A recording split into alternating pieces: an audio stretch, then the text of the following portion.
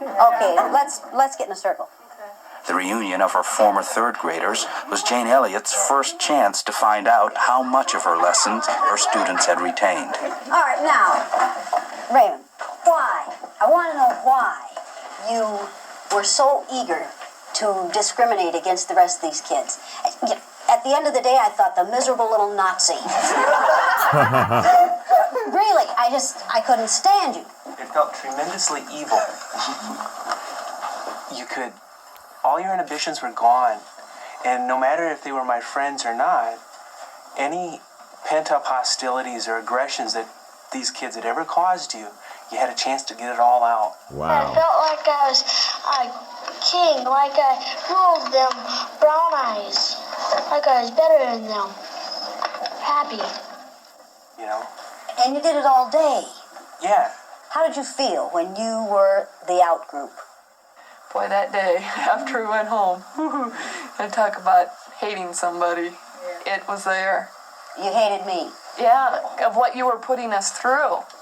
Nobody likes to be looked down upon. Nobody likes to be hated, teased, or discriminated against. And it just boggles up inside of you. You just get so mad. Were you just angry, or was there more than that? I felt demoralized, humiliated. Is the learning... Yeah. It's so mind-boggling to me how people can just look past the fact that they would not like that treatment themselves if it was done to them. And they just keep doing it again and again. But like he said, it's that power addiction. It makes you feel powerful, like you're a ruler, you know?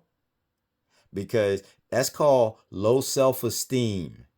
When you have to put somebody else down in order to make yourself feel good, that's low self-esteem. Worth the agony. Yes. Yes. Yeah. Yes. It made everything a lot different than what it was. We was a lot better family altogether. Even in our houses, we was probably, because it was hard on you when you have your best friend one day and then he's your enemy the next. It brings it out real quick in you. I don't know if that's... Some of the remarks were the kinds of things I would have wished I could have programmed into them. If I had been able to program them, they're the things I would have wanted them to say. Some of the things were just mind-blowing. You know, you hear these people talking about, different people, and how they're, they're different, and they'd like to have them out of the country. I wish they'd go back to Africa, and stuff. And sometimes I just wish I had that collar in my pocket. I could whip it out and put it on and say, wear this and put yourself in their place. I wish they would go what I went, do what I went through. We was at a softball game a couple weekends ago, and there was a black yelling, "Hi, bro," and we hugged each other and everything, and some people really looked just like, what are you doing with him, And you just get this burning feeling, sensation in you that you just want to let it out and put them through what we went through to find out they're not any different. I still find myself sometimes when I see some people together and I see how they act, I think, well, that's black. And then right in the next second, I don't even finish the thought. I'm saying, well, I've seen whites do it. I've seen other people do it. It's not just the blacks. Yes. Everyone acts differently. It's just a different color is what hits you first. And then later, as I said, I don't even finish that thought before I remember back when I was like that. And I remember not, everyone acts the same way. It's just your way of thinking is the difference.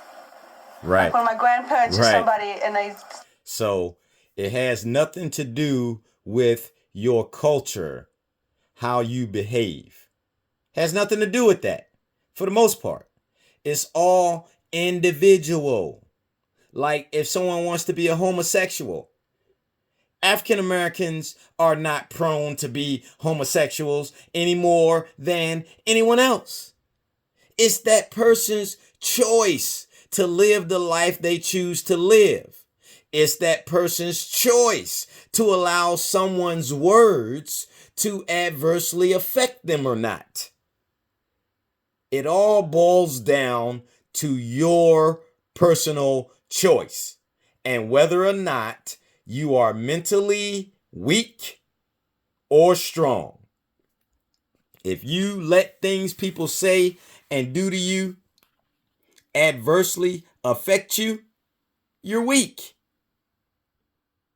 If you can take those things and not allow them to change the person that you are, but allow them to cause you to convey that person even the more so, you're strong. It's not hard to figure out, people. You know what I'm saying? We all know the answers to right and wrong. We just, because of embarrassment, choose not to expose that answer. Yeah, because then you'd be exposing your ignorance. Yeah, let's finish. Start talking about old times and they say the Japs and all this and that, and they start, holding that against them. I think, how'd you like to have been them? Japanese Americans get thrown into this camp just because they happen to be part Japanese. Yeah. I just said, calm down and think about it. But when they get older, they're set in their ways and they're not going to change. When you get older, I'll be set in my ways, but they're different than their ways. When people I was get absolutely older, they get set in their enthralled. ways. Sandy Dolman's statements that when my son comes home with the word nigger and the other things that he hears downtown, I say to him, listen, that isn't the way we judge people. You don't judge people by how they look. You judge them by what's on their inside, not their outside. Right. I'm glad that she's teaching him not to hate, because even though he does hear this from the other people, if he goes home and he thinks, well, Mom and Dad like the black people, I'm going to like them too, so I don't think he's going to pick nothing bad about it. You chose your husband well. He chose me. You chose her well. Little kids will take and, they'll listen to a lot of other people too, and so they're going to end up kind of confused over it. But if she keeps on telling him, is he going to be the kind of person you kids are, or is he going to be the kind who judge people by the... Well, he'll know somewhat right from wrong.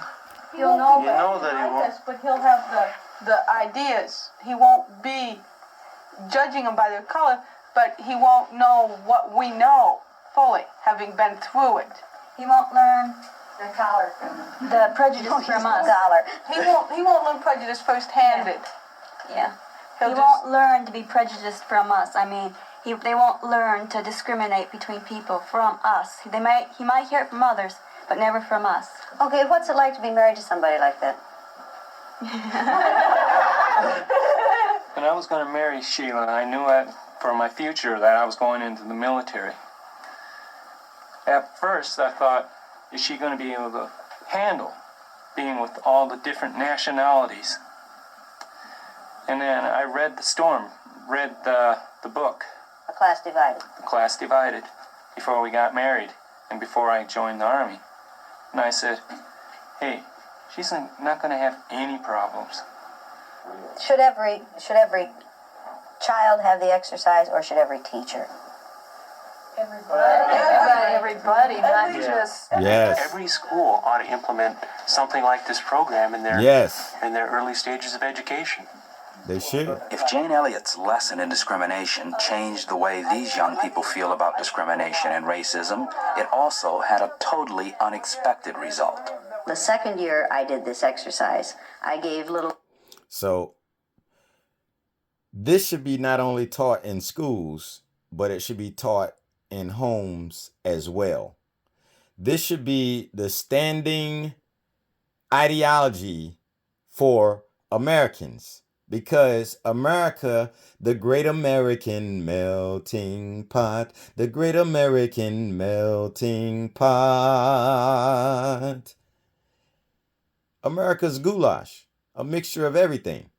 So why would you sit up and train your children to not like people for silly reasons such as they're different? Makes absolutely no sense at all. But that's what happens. And we need to change it. Let's see what happened the second year. Spelling tests, math tests, reading tests 2 weeks before the exercise, each day of the exercise and 2 weeks later.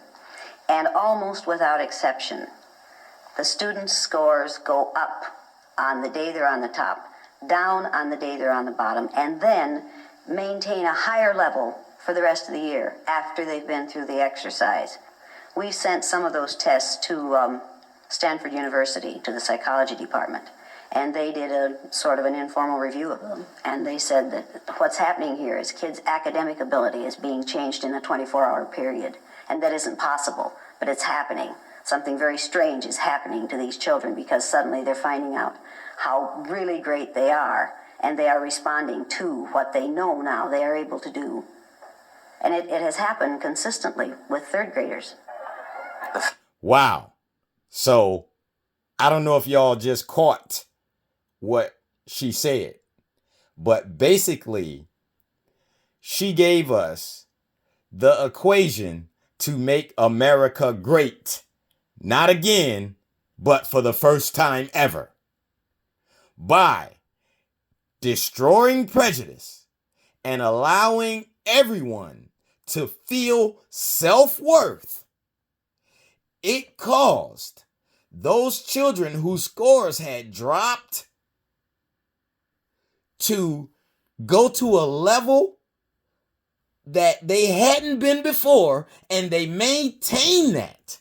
So in essence, this exercise turned them into better people, because now they realize that prejudice and discrimination is dumb, is wrong, is wicked and evil.